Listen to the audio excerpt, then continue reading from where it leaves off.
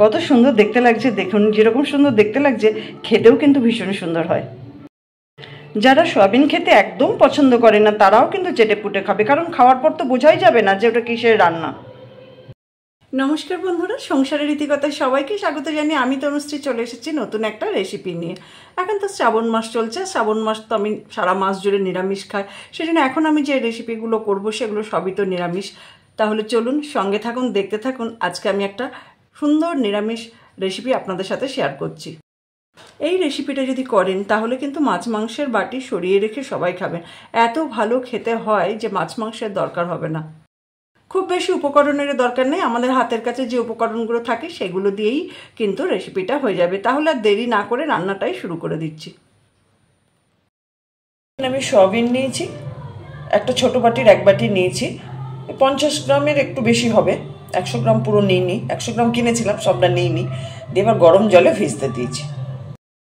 Mixing জারের মধ্যে tomato নিয়েছি আর আদা নিয়েছি, একটা বড় সাইজের টমেটো নিয়েছি আর আদা নিয়েছি। এবার একটা পেস্ট বানিয়ে নেব। এগুলো তো আমি জলে ভিজিয়ে রেখেছিলাম, এরপর আমি জল থেকে চেপে তুলে নিচ্ছি। এই জলটা এরকমভাবে নিংড়ে নিয়ে তুলে নিচ্ছি জল থেকে, একটু যাতে জল না থাকে এরকমভাবে চেপে চেপে তুলে নিচ্ছি। এইভাবে সব সয়াবিনগুলো তুলে নেব। আমি এখানে একটা মিক্সিং জার নিয়েছি, এবার ওই মিক্সিং জারের মধ্যে জল ঝরিয়ে রাখা সয়াবিনগুলো দিয়ে দিলাম, দিয়ে একটা পেস্ট বানিয়ে নেব। সব সয়াবিনগুলো আমি দিয়ে দিলাম, এবার একটা পেস্ট বানিয়ে নেব। সয়াবিনগুলো আমি তো এখানে একটা পেস্ট বানিয়ে নিয়েছি, এবার আমি এখান থেকে একটা জায়গায় ঢেলে নেব। পেস্টটা তো আমি একটা বাটিতে ঢেলে নিয়েছি। এবার আমি এখানে দিয়ে দিলাম 1 চামচ নুন, আর দিয়ে দিচ্ছি সেদ্ধ করে রাখা আলু। একটা আলু আমি সেদ্ধ করে রেখেছিলাম, দিয়ে দিলাম। আর আমি দিয়ে দিচ্ছি 1 চামচ জিরে গুঁড়ো। এবার দিয়ে দিলাম আমি 1/2 চামচ হলুদ গুঁড়ো, দিয়ে দিলাম 1 চামচ বেসন। প্রথমে মেখে দেখবেন, যদি মনে হয় তাহলে আর 1 চামচ বেসন দেবেন। আমি এখানে 2 চামচ প্রথমেই দিই। এবার সব কিছু ভালো করে হাতে করে মাখতে হবে। এই মাখাটা অবশ্য হাতেই করতে হবে, এরকমভাবে হাতে করে সব কিছু ভালো করে মেখে নিতে হবে।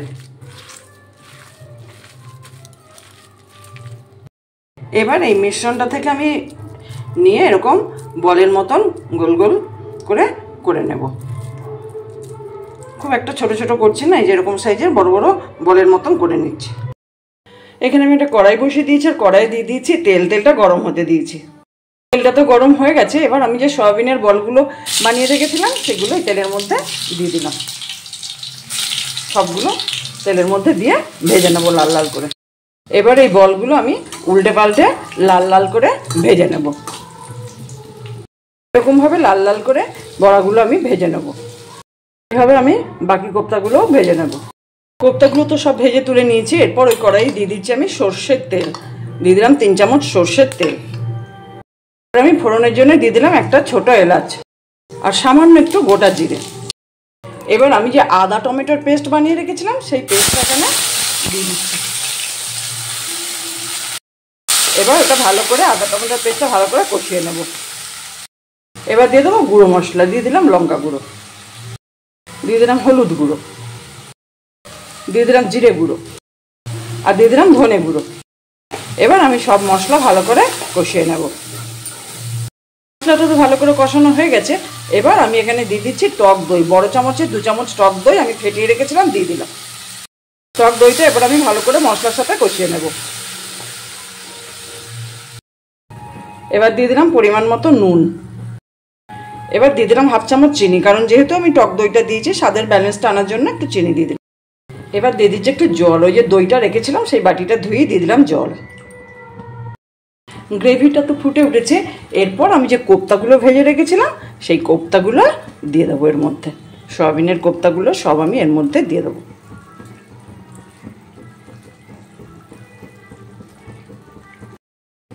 এবার আমি কোপ্তাগুলো দিয়ে একটু ভালো করে ফুটিয়ে নেবো। খুব বেশি ফোটানোর দরকার নেই, এটা তো নরম জিনিস, ভেঙে যাবে। আর বেশি ঘাঁটাঘাঁটি করারও দরকার নেই, এটা 2-3 মিনিট ফোটালেই হয়ে যাবে।